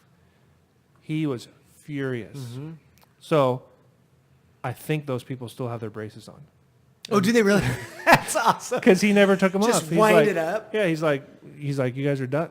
He's like, Oh I'm my not taking your gosh. braces off. So they had to go to another orthodontist and pay them to take them off. That's just how dumb some people are. Is it, like, if I was going to do that and get braces, I would treat that dude so well. Oh my gosh. Yeah. Yeah, it's crazy. But so, those loan. And when I left my company in '08, because the crash happened and they were a DBA under Central Pacific Mortgage. Yeah, So Central CPAC. Pacific got Wow. shut down, and then they became a DBA for American Pacific, and then there was problems there. So then when they became a DBA for the third time to, I believe, Sunset, I switched. There's an old name. Yeah, I switched companies at that point. One of these loan modification guys took my office, and that was my first job as a loan officer. So I didn't advertise my cell phone. I advertised my desk phone. Oh, no. So he would take all those calls, and he wouldn't go, oh, yeah, Cody's no longer here. Let me give you his info. He would take them and try to do loan modifications and just to be a scumbag. Yeah. And I heard at that point that from the secretary that they were photocopying cash for sourcing of down and stuff. And that's Oh how my bad gosh. it got Yeah. right around the crash. Yeah. When it's still, last week, the FTC went after a company that sells fake pay stubs and W-2s. They have a novelty pay stub site, and they had multiple novelty pay stub sites. And they're like, trick your friends. And they were legit W-2s and pay stubs that they were reprinting and selling. And the FTC just settled with them. So it's really never, I don't think it ever ends. Watching out for mortgage fraud, I think that there's just a lack of integrity in some companies or some people, and that where you see those rise up is times like this where people think the regulations or the examiners are going away or the enforcement's not there. That's when companies start up. So do you think that the pendulum's ever going to settle? No, I don't. I wish. I shouldn't say no. I know of some states that have done a really good job where, they enforce when they need to enforce, they educate when they need to educate. And there's a healthy fear in those states where it's like, we know if we do it wrong, they're going to crush us. But we know if we do it right, they're going to help us. Like, that's a good, healthy fear. And I've seen some states do it. I just don't have a lot of faith at the federal level that it will happen, because it's so one or the other. Like, Congress is kind of, DC is kind of like, you're either this or you're this. And if you're this, we're not talking to you. And I'll tell you, in DC, I was talking to a friend last week or 2 weeks ago in DC. I was there, and she starts telling me what's going on. And I was talking to her about HUD, and HUD's not doing much right now, Department of Housing and Urban Development. So we're talking about that, and she goes, it's because they don't have any people. And I was like, what do you mean? She goes, nobody wants to work for HUD. It's a ghost town. Like, nobody's there. I said, why? And they said, working under this administration is a mark on your resume. Wow. And I was like, What? what? Like, I had no idea that was a thing. But like I said earlier, you work for HUD because you want to go work for here and then here. But if you're seen as being on that side, Just because you're an employee of HUD Right. during the administration, which you have no control over. right, you worked under this group that deregulated the system, you now are, oh, I see, you worked under that You group. think it would be an enhancement to your resume because you were able to do a good job under different Right. types of And administrations. look how much good you're not doing. Yeah. Like, you could straight up work there, and like your coworkers, you and I would think, because we've worked places where not everybody agreed, well, let's work towards agreement, right? There's that. Doesn't exist in DC. In DC, it's just a completely different world where you and I disagree. I'm not working for anybody you know. You're not working for anybody I know. It's just that polarized. That's our government right now. And I hope that our future, some of the kids growing up these days, I hope kind of see it a little differently. It's got to be fixed. Yeah, yeah. I had Pat Stone. Are you familiar with Dude, Pat I Stone? watched that whole thing. I love that. Did Yeah. you hear the part where he's talking about his experience coming back from Vietnam? And, did. And having to hide that he was a veteran. Yeah. And so I asked him, I go, do you think our country was more divided now or then? Mm-hmm. And he thought about it. And he said, back then it was more divided. And I was shocked. Yeah. Because I couldn't imagine living in a time where we're more divided than we are now. Right. Right. And so that gave me a little bit of hope because we were able to rebound from that. Yeah. And so I don't know. I think it's it's funny. Nate, by the way, Nate, who walked in while we're filming. Hey, Nate. Nate always talks about this because he loves research as much as I do. And he goes back to X and looks at like old presidents and how that went. And he was just telling me like, it was actually way worse than this before. I think what happens right now is it's just the vocal majority or minority. I think there's a minority of people that get really extreme, but they're the loudest and none of us are really talking outside of that. And so if I want to do an extreme post on one way or the other with gender identity, we're all going to talk about it and it's going to get crazy and it's going to get giant, huge posts. Other posts, like for example, I'm big on identity right now in general on how do I see myself and how do you see yourself? One of the things I'm frustrated by is I could say, I'm horrible at this. I could post on Facebook, I'm horrible at this. And people are like, oh man, I feel for you. And like, I would get all this love. If I post on Facebook, I am an amazing public speaker. Like I believe I am an amazing public speaker. I know it. I've seen it. I've gotten feedback. I know that. I post that on Facebook and it's like, wow, who's a cocky jerk, right? Why do we not celebrate each other's success? Yeah. That's how we are. And so if I was to put a big Facebook post on that, it wouldn't get as much conversation as if I was to go and say something about Kavanaugh. Like if I bust something like that out, now all of a sudden it's like, that's all of our discussions. We're not having healthy discussions about things we can get better about as humans. But do you think that podcasting is revolutionizing that? Because yeah. I love watching the news. Yeah. I'm a news junkie. I was a news junkie when I was 8 years old because my dad was a news junkie. And I just can't stand watching the news. I still watch it every night. I will not watch the But- news. I don't watch it. But Never. I still watch it. But it is horseshit. Yeah. They talk about Sean Hannity, who I've liked for years, talks about the same thing. It's the Russia for an hour every single night. What else happened today? What Kids huge are dying of life, suicide, world-changing and we're things. talking about that. Yeah. Yeah. Like, where's the real news? Yeah. I would like to know what happened to ISIS because Yeah. I heard about it for 8 and then it's off. freaking years. I follow their Twitter feeds. I'm with you. Yeah. Yeah, that's where I get my news from Twitter. And strangely, it might, but I also podcast. I never watch the news. Joe Rogan has a bigger audience. He'll have higher ratings than Sean Hannity. Because he's talking about real things. And it's not on a channel. Right. It's on YouTube. Right. Low budget. Yeah. No commercials. I mean, it's not network TV. Right. Cable's going to go away if they don't figure it out. Oh, yeah. Yeah, we're just launching a podcast because if it's what I like listening to, then a lot of people are probably converting in this like same way I am where they're like, I want the real deal. And my podcast, man, I listen to Cyberwire podcast. I'm watching you guys now. I listen to, I have ADHD. And so I listen to some amazing, Rewired is a really good one. And so I listen to a lot of ADD podcasts that focus on successful people with ADHD. Interesting. Who found amazing success so that we're not talking about the negatives. We're showing you, they're showing us like the power of ADHD. Yeah, it could almost be a benefit. Yeah. I would imagine. So I listen to that. I listen to, if I'm washing my car, I got a podcast in my ears. Like I'm learning so much. Ted started it for me, but I can't always watch video. And so I like to, on my drive to work, it's podcasts. Well, I think people are sick of the tribe mentality. They're sick of being tied to an identity, a political identity. Right. And they're sick of people arguing. Right. And fighting. And that's all that's on the news now. Right. So now I could turn into ABC, 1,000 different podcasts that have two people talking about politics and they're having a discussion. And it's so nice. And it's long form. It's not, here's a question, you have 30 seconds to ask, and then this person is going to argue with you. I have two extreme friends. That's it. Everybody else pretty much lines up with the same. And I have a lot of friends like all over the place. We're all kind of thinking the same thing. But my two extreme friends will be the ones that swing a Facebook conversation. So you're right. If I'm listening to actual podcasts of humans talking like we are, it's way different than listening to the one or two extremes that are out there. It's so encouraging to hear you say that because that silent majority, maybe that's the saving grace from this whole mess. Yeah, and I love, it's almost like media had to be that extreme for us to stop listening.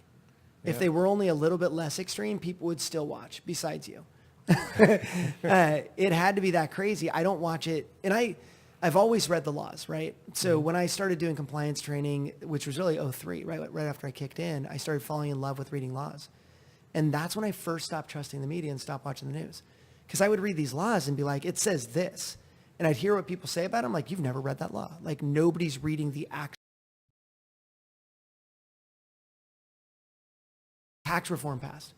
And on my Facebook page, I only do mortgage compliance training right now. And on my Facebook page, people are like, hey, have you read the tax law? Like, they count on me to read the law because I'm one of the few people who's going to go read it and deliver to you what it actually says and the vagueness of it and the realities of it, instead of just taking one side of a law and going as extreme as possible based on something. So I want to stop there. Okay. So this podcast is really turning into a journey of Ryan and our personal development, right? That's kind of what it's turned into.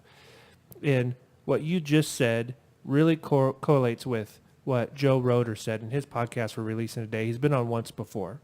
And this is why I love it so much. Is Joe Roeder is an extremely successful fly fishing guide on the Yakima River. Right? Not anywhere in the same realm as same industry as us. But what you just said is so similar to what his philosophy is if I go out and educate everybody, even if they use my competitor, I'm still providing enough value to where we're going to succeed. Our business will succeed on the back of that. And he has become kind of a celebrity in the fly fishing community because of his YouTube channel. You could go on there and know nothing about fly fishing and watch his videos and become a decent fly fisherman just from his videos. And so then when you go to buy something or you go to book a trip or a place to go fish, you're going to go to Red's. Right. His outfit. So what you just said is, it just clicks with me, is if we can just provide information, if we can become a resource, even if it's somebody calling you to want your opinion on tax reform when you do compliance. Right. You know, it's all about providing value. Yeah. I was booked by, so the NMLS booked me to speak at their conference to educators. So this is all my competition in the room. And they're like, can you please tell them how to do it better? And I'm like, yeah, I can. And I didn't even think twice. Like, of course I'll share that because I care the industry changes. Like, I care that we do it right. And if they can start doing it better, at least if you don't use me, you're still getting education. Well, and it's making you a better person. Making you better at your job. I mean, it's not just a trick to get more business. Yeah. But it's a trick to be. And I know they won't do it right. Like, just because it comes from a place that they don't, if you didn't, I built this with a passion for what I do, right? I built this with a passion for changing the industry. If you don't have that and you're just in it to make money, you will not beat me. Like, I will beat you every time because people see that. It bleeds out of me. And if you take my class and take somebody else's class, you start going, I mean, there's a few that I really like. There's a few that do live education, friends of mine in the education industry over in other areas of the country. I really like the way they're doing it. But for the most part, if it's just clear to people that you don't actually care and you're making me go through this thing that you wouldn't even do, like, I just stand out in that case. And so you're not going to do that. We've seen some of our competitors start doing video. You guys know, I mean, how fast have you grown? How much have you grown in such a short amount of time? You are not, like, you'll look back at this podcast and be like, oh my gosh, can you believe that we were, that new? And that's the reality for anybody doing video or podcast is your first ones get you to be good enough for your second one. That makes you better for your third one. And it's just the growth is huge. So anybody starting to do video now, you got a couple years to catch up. Well, and whenever we have a podcast that I either think didn't go well or I was upset at the quality or how I did, I just go back and look at Joe Rogan Experience episode like 82 because he's on like 1,200 now. And I'm like, man, at least we're not that bad. Oh man, I was horrible. When I did my videos are still on YouTube. You can see them. And my green sheet in the bottom corner, you can still see it's all fuzzy. And then I am like totally white or I'm totally orange, just depending on the lighting that day. But you have to start somewhere. And that was where, it's fun to look back at them. And even our newest model of podcasting, our CE, it's still like, it's awesome. I look at it and go, this is amazing. It's the best we've ever done. And I know that someday we'll look back at it and go, I can't believe we were doing that. It was amateur. Yeah. Yeah. Which is the fun part of what we do. Yeah. Is you get to always grow. Yeah. It's always interesting. And Joe Rogan, we brought up Joe Rogan a lot, but on his last episode, he talked about how, what if you can go back in time 20 years with your knowledge now? Oh my gosh. Right? What would you Yeah. do differently? And then use that frame, that mindset to where are you going to be in 20 years? And what if you could have gone back to today? And that's really how you should be thinking. Yeah, it's a good way to think. Yeah. It's funny. By the way, your Pat Stone interview, I watched that. And I think the best part about it and talking about what you guys are providing and what you can provide with a podcast, it fed my soul. Like it fed me at a deeper level than, and Pat Stone, to be clear, he's one of my few heroes in the industry. Like I fell in love with that dude's brain right when I met him, the first day I ever met him. And so already I like the dude, but just hearing who he is was like, it just fed me. Yeah. So that's kind of what we do on this podcast is try to get to the heart of the person, and a lot of it happens through open discussion. Yeah. So talk a little bit about maybe even some of your vulnerabilities and starting the Knowledge Coop. I'm sure there was days where you're like, if this contract doesn't happen tomorrow, We're we in might trouble. not be in business. Yeah. Like talk a little bit about your journey. And really quick, thank you for what you said. That means a ton to us. I walked away from that podcast feeling like a moron. He's Feeling so smart. stupid. As did I. He's incredibly brilliant. Yeah. Yeah. I quote me. I said to Cody, "That's why I don't like to do podcasts because I don't want to look like an idiot. Like my that guy gosh. could just blow us all up with his My knowledge." brain hurt. Yeah. I couldn't think anymore. Yeah. But that guy could also probably never do his own podcast. Like you have to look at it and go, the value we bring, you might never be none of us will ever be as smart as that guy. But what you guys do is you brought that dude to the masses in a way that everybody grew. And so without you, there's nothing. But again, it's looking at what strength did I provide and where are my strengths versus, it's funny to think that way, but you also have to bring it back and go, I just made that guy available to the world. Like that's And he was pretty open about his Vietnam experience. Yeah. Which I really appreciated. Yep. And because I walked away from that podcast too, because I went back and listened to it. I'm like, oh, that was actually pretty good.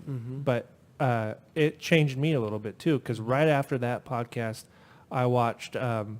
There's it was originally on PBS, but now it's on Netflix. I think it's a 5-part. Yeah, the Vietnam series. The Vietnam series. Yeah. It is incredible. Is it really? I'll check It it is out. incredible. Pat Stone was in the Tet Offensive. Oh my gosh. Yeah. And so we've had some email correspondence since then. Yeah. Because I asked him if he had seen that and what he thought, and he goes, "No, I haven't checked out, but I'm actually going back to Vietnam with a friend that was in the Tet Offensive with me." And Whoa. I was like, "How cool is it that I have this dialogue with Yeah. this man right now?" Yeah. Well, and he also said he went back in 1999, and he said he was so, I guess, happy to see that their society was thriving and happy, and it wasn't what it was when he Right. was there. Right. And so it was cool to get that, that feedback from him. Yeah. So sorry, Ryan, I didn't mean to interject in your question there, but thank you for saying that. Oh yeah. So my so I started this in 2003. I had saved enough money as an AE to not need a paycheck for a year, and I was going into business with this other guy, and he had never run a business and he was overfunded, and so I called a buddy of mine. I'm like thinking about going to business with this other guy, and he's like, "Well, what does he have?" And I explained. He's like, "That guy will shut down in a year," and he did. And so my buddy that I called ended up being my business partner and coached me through a lot of the things that I went through. But I can remember, so we start getting contracts right out the gate, start doing really well. In 2008, when everything crashed, I remember, well, actually probably a year or two in, I had read I read a magazine, Entrepreneur Magazine, had an article called Business Manic Depression. And I read it, and it just helped me so much, because I was like, am I the only one who thinks I just make the biggest mistake in my life? Like, I gave up so much money to do this, and I'm an idiot. Yeah. Then the next day, I'm like, it's the best thing I've ever done. The next day, I'm like, what was I thinking? Like, it's that crazy. And I can remember being at Burgerville, which doesn't exist anymore. It's a Burgerville down in downtown Vancouver. There's an apartment building there Yeah. now. And I went to that Burgerville, and I saw the guy flipping burgers, and I thought, I could totally flip burgers. Like, isn't that funny? We go like this. All I do is talk. I talk and research, right? And so that's not very valuable in my head outside of what I've been able to do with it. And I see this guy flipping burgers. I'm like, that dude knows he's getting a paycheck. He's probably got health care. His family knows what to expect. He's not, day to day. And I can remember that moment. And it scared me. I remember the first day in '08 that I went into debt, and we've never had debt. And outside of like buying a car and a house. And we had a credit card bill. I couldn't pay the whole credit card bill. And I called my business partner and I said, and he's a silent partner. And I called him and I said, dude, I'm in the red. I failed. And by the way, it took me 8 months to call him. Whoa. I was in the red for 8 months, and I was so embarrassed and ashamed and feeling like I was the only one who's ever been in the red. And I called him and I'm like, we're in the red. And he goes, do you think you're the first company to be in the red? And I go, feels like it. And he goes, most companies operate in the red. And I'm like, how? And he goes, it's just what happens. Like business goes down, business goes up. It's this fluctuation. He said, do you still love what you do? And I go, yeah. And he goes, is there still a market for what you do? And I said, yeah. And he goes, then let's just do more of what you love to do. And I was like, okay. And we made a move. I was making $5,000 a speech in '07 and wouldn't get out of bed for less than $5,000 for a speech. And at that point, nobody could afford $5,000. And so we dropped our fee to $250. Wow. And he's like, what do you care about? I said, I care about changing lives. And he's like, then make it affordable and go change lives. Do more. Yeah. And I wrote a speech called 5 Ways Out of the Funk. And it was a speech that was like, here's what I'm dealing with, because it's probably what you're dealing with. And here are my 5 ways that I'm dealing with it. And I gave speeches to all of our clients for $250. And it was some of the best speeches I've ever given. And people come up on break crying. Like, they're dealing with it. We all went through it, right? Mm-hmm. You said you've been in the business that long. You went through it. Like, nobody got through '08 without some tears and some pain. And in some cases, some broken marriages. And like, there was a lot of bad stuff. And so that was my favorite. And I was happy for that rebuild time. And my clients remembered that. And I think, we have some contracts now I think we have because of what we did, but it was more about who can I keep in the business. And in my speech, I'm like, if you're stressed and you have no way of making it next month financially, go get a job, like ditch, get out. If you can do it, and you think you can make it and you're willing to put in the time, stay in. I had a woman, I spoke in Spokane, Washington last 2 weeks ago. This woman walked up after the class and she goes, the first time I ever saw you was 2010, I think. And she said, I saw you then and you gave that speech and that was the moment that my life changed. And I said, if I'm going to be in it, I got to stop whining and I got to get off my butt and I got to go to work. And she goes, I made a commitment that I love my job and I was willing to do it and there was people who needed me. And she changed her whole perspective that day, and she's a really successful loan officer. And that's the stuff that this many years later you go, all right, for every person that goes to jail after they listen to my speech, there are people who go, my life has been changed because of that, or, there was a moment. So, yeah, I've been through it. I rebuilt. I've learned that the happiest I ever am is when I'm doing things for other people. And that's what I love about speeches. I speak so that people can learn. Last 2.5 years ago, I went to Guatemala for the first time. If I could talk about Guatemala Absolutely. for a second. Yeah, I'd you were love talking you about that to. earlier. Yeah. Why do you go to Guatemala? So my son was going, we have a friend who owns an orphanage in Guatemala, a private orphanage, and my son was going on this trip that she was taking a bunch of teenagers. And so I heard he was going, and my friend called and said, I'm going to this orphanage thing. Do you want to go with us? I need a male leader. And I was like, I don't have time for that. Like, nobody has time, right? Go carve out a week, see what you can do. And none of us, if we're thinking about it, none of us can look at a week and be like, yeah, that's fine. Well, I have a week to go to Hawaii. I have a week to go do all these things I want to do, but that was like, I have a week to do that. But my son was 15, I want time with him. And so I took I took this trip, paid the money, got on the trip, and 24 teenagers and 4 adults went. And I just fell madly in love with the experience. With the kids down there, with the, working in villages where they have nothing. Their house is built with recycled metal, wood, cardboard, whatever they can come up with. And you're in there radically changing their experience, their life experience. And I fell in love. And so I came back from that in July 2.5 years ago. And I said, I want to do another one. And I took a bunch of guys down there in January. And we just did a guy trip. And then the next year I went on another teen trip. The next 6 months later, I did a guy trip. And so every 6 months I go. And then I went with it. We took families down there this last July. And then this coming January, end of January, we're taking people down. And it's not going to be a man trip this time. I have a lot of female friends that are pretty mad at me because I always close my trip to guys. Because we go to some areas where in that culture, it's not as safe to take women into some areas. And but really, we don't go anywhere that, like, we have 2 cops with us at all times. I've never felt unsafe. And so we opened up our trip. So we're going to take down men and women, mainly mortgage industry folks. Fun thing, Rob Chrisman was on our last trip in January. Oh, nice. And he's funny. That dude, driest sense of humor ever. We built him a Facebook page that still exists that he doesn't have the password to. We do. Nobody else gets to be his friends but us, my man trip from that group. And so I think he's going to be back down there with us. But it's just this experience that makes all the things we worry about and stress about completely trivial. Puts everything into perspective. It does. And they're happier than we are. They have more joy than we do. And they have way less stuff. Their technology, they have no reliance on technology. I pull my phone out constantly. And they have no reliance, and it makes them happier. And I love the experience of going down there and being with them. My favorite thing, though, is that it's an orphanage, and in Guatemala, you do not get adopted. It's not part of their culture. And it's illegal to adopt them internationally. Wow. So these kids will grow up and live in their orphanage their entire life.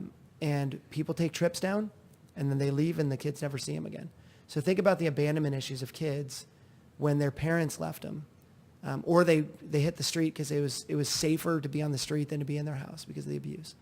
And dealing with that, then going to an orphanage where people come and play with them once, every week they've got a different group playing with them. They're still being abandoned every week.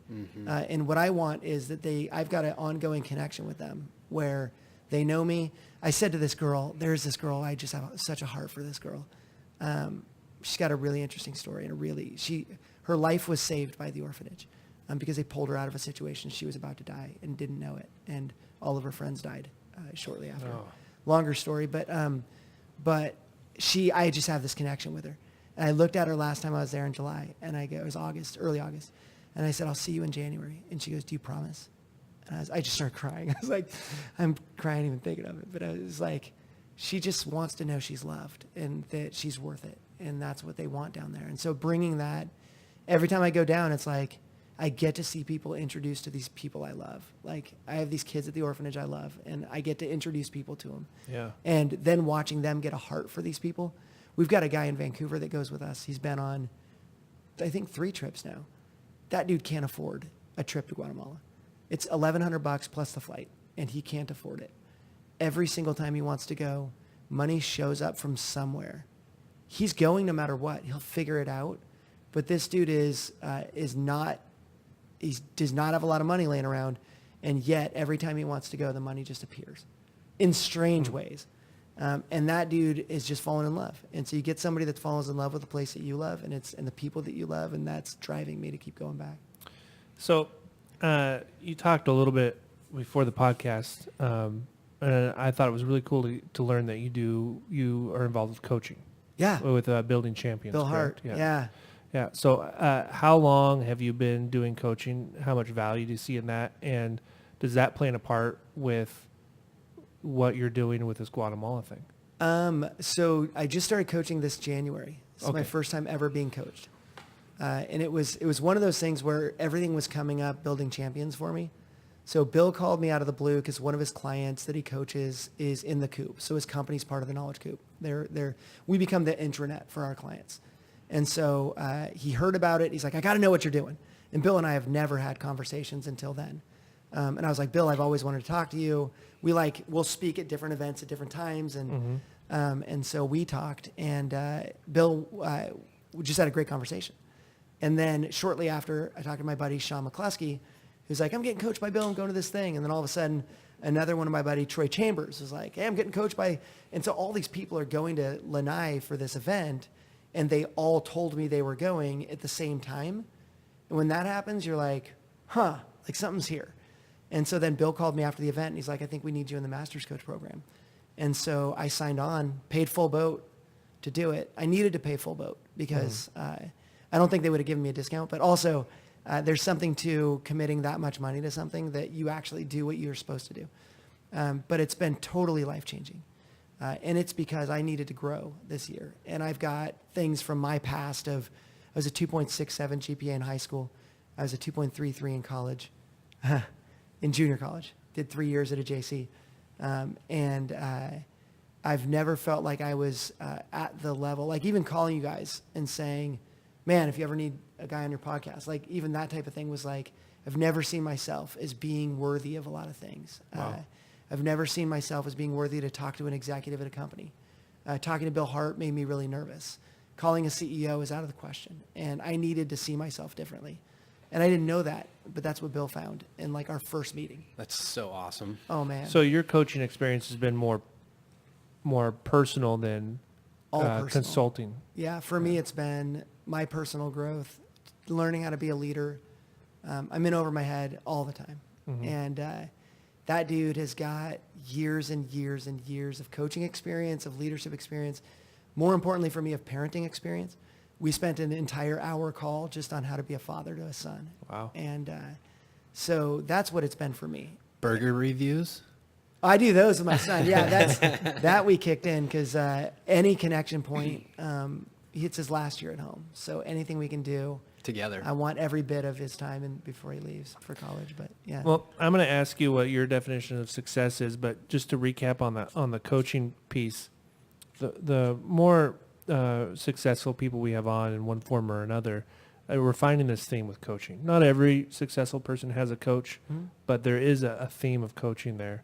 Yeah. We've had a few coaches on. We just put out Tom Griffith's podcast. He's a coach, and I'm involved with coaching. So it's great to see you achieve a level of success and then pull the coaching in at this point in your career. Well, my coaching came from my business partner, who's a very successful business owner for so many years. Kind of a And so, mentor. yeah, he dropped off last year. He isn't as big a part of what we're doing anymore, and so I needed something to fill that. So I've always been coach. I've always had a mentor. It was just that I've got a new one now. Yeah. Well, and it bleeds. I mean, we talked about it all being personal, but clearly it bleeds over into all the professional stuff. Oh yeah, totally. So Yeah. Yeah, it's just, yeah. All right. Your definition of success. Who? Or why is success important to you? Success is, okay, so we're all going to die, right? Okay. And I'm very aware that I only have a certain number of days on this earth. And when I die, success for me isn't about something that I've achieved that I'm going to die with. It's about the amount of lives I've been able to impact, because that's going to carry.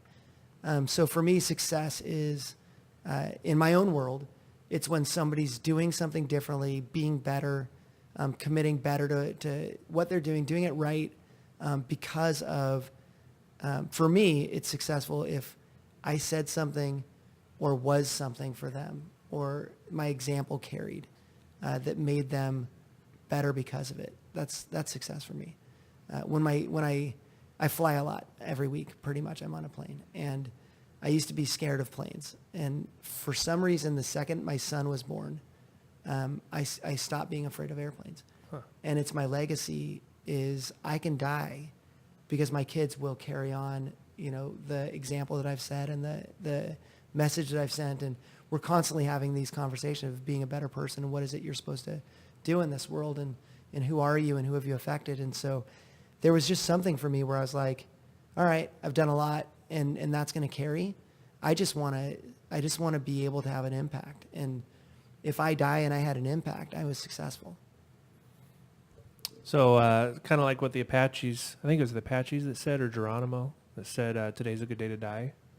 And that's what they meant, is that I'm satisfied. I Yeah. can leave this world today, and I've achieved everything I wanted. Yeah. Yeah. Yeah, I don't want to die. And I still, every time my flight takes off, I'm not scared, but I say the same prayer every time my flight takes off. And it's for my family, for what, if anything happens to me, it's Yeah. not about me dying. It's about them and their process of recovery, and that I would have done enough in the time that I had. So how do you keep that front of mind all the time? 'Cause it seems like with everything going on, it's so distracted. And then there's a tragedy that happens on TV. Yeah. And then you're like, oh crap. And then I start to think of that more when I see horrific things happen. Right. But then I get so wrapped up that it's easy to not keep that front of mind. That's where I think Guatemala has changed that for me. I think running a company and being, leading a company has been, that's always like, it's kind of go ask anybody at my company. I have a rock star team. Like every one of them is amazing at what they do. And it's just kind of, it's who we are. It's what we've created, our company. You surround yourself with people who are on that same mission, on that same journey. And then when tragedy happens, first of all, I listen to a lot of stand-up comedy. And so I think I deal with tragedy better because there's you could either go into a deep, dark place, or you can go into that place, look for some positive, and then look for the way that you can impact people based on it. Where the stand-up comedy comes in is I keep pretty light. You know, I go deep, and then I go, fun and funny. And I'm a pretty, like, if you know me well, you know that about me. But if you don't know me well, you'd think that I'm just kind of like Mr. Funny Guy. But I think that's, when tragedy happens, you got to look at what can I do with this? And I don't get very involved in a lot of like when something happens that's horrible, I don't really get that involved. I'll go into a moment where I'll spend like an hour, and what I always do is look at people's Facebook pages and Instagrams. So when there's a tragedy, I will go into their social media and just look. I do that when people die too. I look at their Facebook page because you'll find it with tragedy when somebody dies and they didn't know it. I always look at the Facebook pages right before they die and I go, that's reality for me. I'm posting today about something and tomorrow I might not be posting at all. And for some reason that sinks in with me of like, we only have so many days and none of us have any idea. Well, that's a very inspiring and very sad way to end the podcast. But Ken, it's been a pleasure coming on. How can people learn more about the Knowledge Coop, get in touch with you? KnowledgeCoop.com. Yeah. I'm going to actually pull it up real quick on the screen capture, so keep talking. Yep, KnowledgeCoop.com. We're actually about to launch into a series of, we're finishing all of our state CE. We're creating a pre-licensing education for new people. And we just want to do it right, so it's taken quite a bit of time for us to get to do it in a way that will actually train new people in the business. So we're doing that. When we're done with that, we'll be launching our podcast mainly focused on doing things right, where the economy's going, all focused on market-based stuff. So awesome. We'll have a separate website, kind of separate branding for that. And then for companies, if anybody hates their training at their company, they need to let their people know they should call us because we can make anything fun and funny and also make it a great learning experience. Jeopardy's the ending quiz. Dude, that is the best way to end a live class, the Jeopardy quiz. Well, you always have an open seat on the Hunt for Success podcast. Come back anytime you want. It's been a lot of fun. HuntForSuccessPodcast.com. Social media. Instagram, the Hunt for Success podcast. Facebook, we got a Facebook page. YouTube, give us some likes, some shares, some love, comment. Let us know if you like it, if you don't like it, what you want us to change. Yeah, let's do this. I'll share this with my social sphere so that they can all check it out. Awesome. Yeah, that's one thing we're gonna change. So this is a non-income producing activity for us. This is for fun, right? Yeah. And it's interesting. We've had some really sharp people on, and I think it was Brad and Ashley. Yeah. They said if you want people to promote your podcast after they come on, do you tell them? We're like, no. They're like, what if you just send them an email with ways to promote it? I'm like, that's a great idea. So we're going to get on that. Too easy. So we'll be sending you an email, Ken. We're a compliance company that's never done marketing. So I'm with you. We should tell people we're good. Like, we're the best in the industry. We should probably let people know. Yeah. But yeah. All right. Well, thanks again. Yeah, and we'll see everyone next time. All right. Bye. Thanks for having me.